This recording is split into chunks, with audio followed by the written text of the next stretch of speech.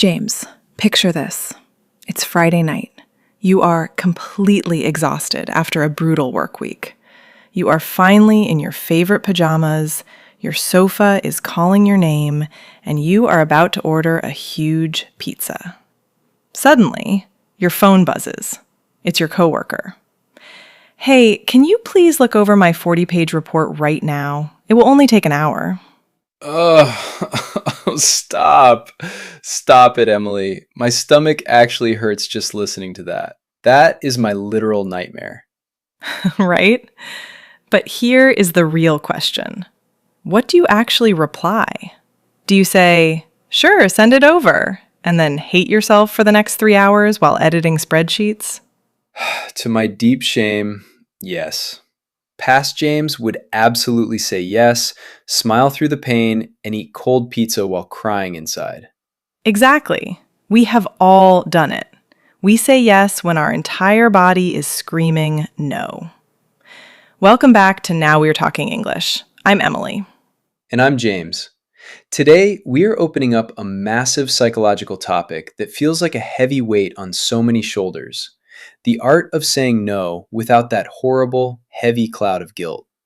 But James, how do we know if we're being selfish or simply protecting ourselves?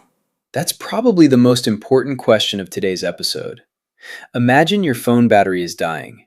Would you lend your phone to 10 different people all day? Probably not. Why? Because eventually, the battery will die. People are very similar. Time, energy, attention, they're all like batteries.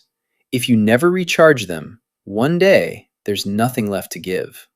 I really like that example because nobody feels guilty about charging their phone, but many people feel guilty about charging themselves. Before we look at the psychological reasons behind why we are such people pleasers, let's look at 6 essential words that will help us navigate this conversation smoothly. James, start us off. First word is boundary. In psychology, a boundary is a limit you set to protect your time, energy, and emotions from other people's demands. For example, setting clear boundaries at work helped her feel less stressed. Love that word. The second one is guilt. It's that painful, uncomfortable feeling inside when you think you have done something wrong or let someone down. Like, he felt a wave of guilt when he couldn't attend his friend's birthday party. Oh, the guilt is real, and it often affects our third concept, self-worth.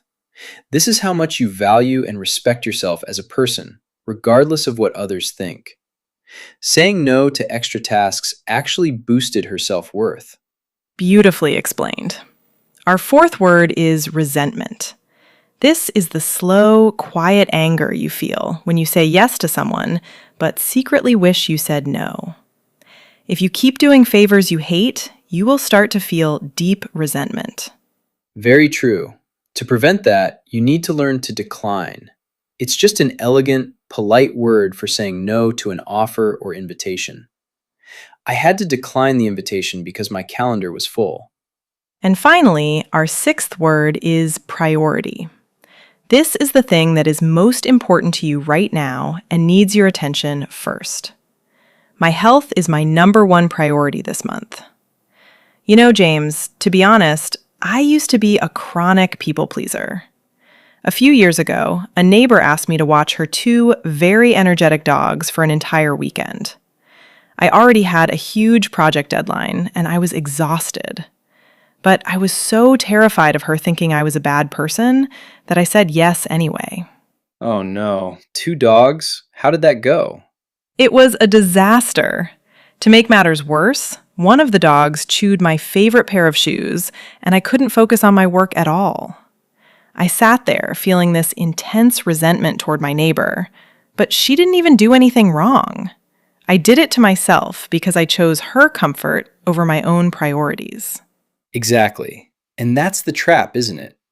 At the end of the day, when you say yes to someone else when you want to say no, you are actually saying no to yourself.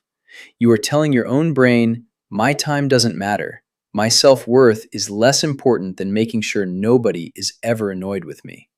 What about work? I think saying no at work feels much harder.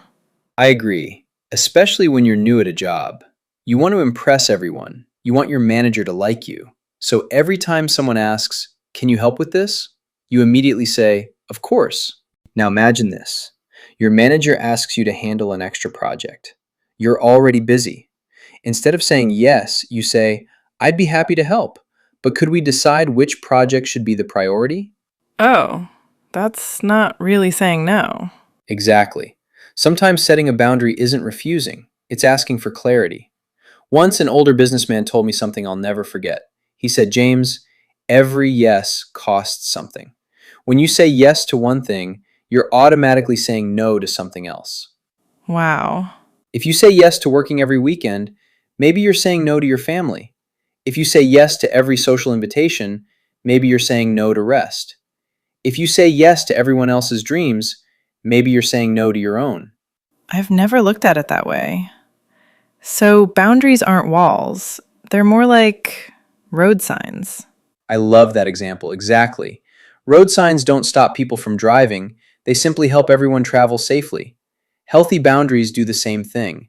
What happens if someone doesn't respect your boundaries? That's an important question. Let's imagine this. You tell a friend, "I don't answer messages after 10 o'clock." The next evening, they send you 3 messages at 11. And one of them says, "It's urgent." Exactly. Then you read the message, and it's a photo of their new shoes. Now, here's the important part. If you answer immediately, you're teaching people that your boundary isn't really a boundary. So people learn more from our actions than from our words. Exactly. Consistency is incredibly important. Think about children. When a parent says no cookies before dinner, what usually happens?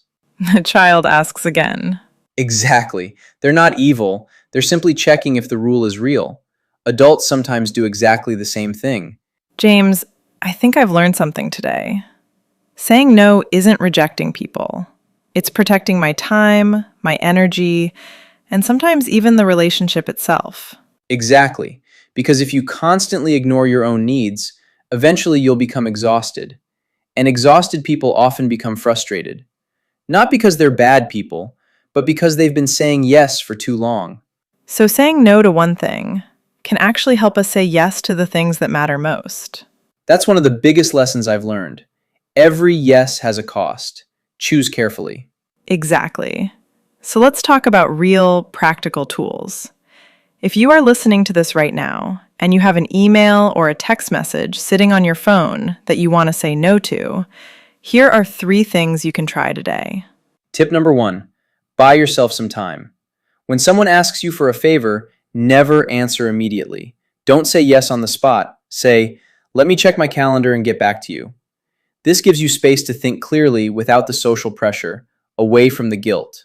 Tip number 2, keep it short and sweet. When declining, keep your explanation brief. You don't need to apologize 20 times. Just say, "I'd love to help, but I don't have the capacity for this right now." Simple, clear, and honest. And tip number 3, the yes-no sandwich. This is a beautiful psychological trick.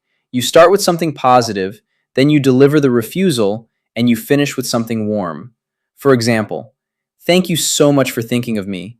Unfortunately, I can't join the committee this year, but I wish you the best of luck with the event." Let's do a quick recap. Saying no is not an act of selfishness. It is an act of preservation. If you don't choose your priorities, someone else will choose them for you. Remember, feeling a little bit of guilt is totally normal at first. It just means you are learning a new skill. Be kind to yourself, practice the yes-no sandwich, and let go of the need to please everyone. You deserve your own time. We want to hear your stories now. Let's talk down in the comments section. What is something you said yes to recently that you desperately wish you had said no to? Let's laugh about our people-pleasing moments together. And if this episode gave you a little bit of courage to stand up for your time today, please hit that subscribe button. You are doing an incredible job. Thanks for sharing your time with us today. Until next time, keep listening, keep practicing, and remember, now we are talking English. See you in the next episode. Bye-bye.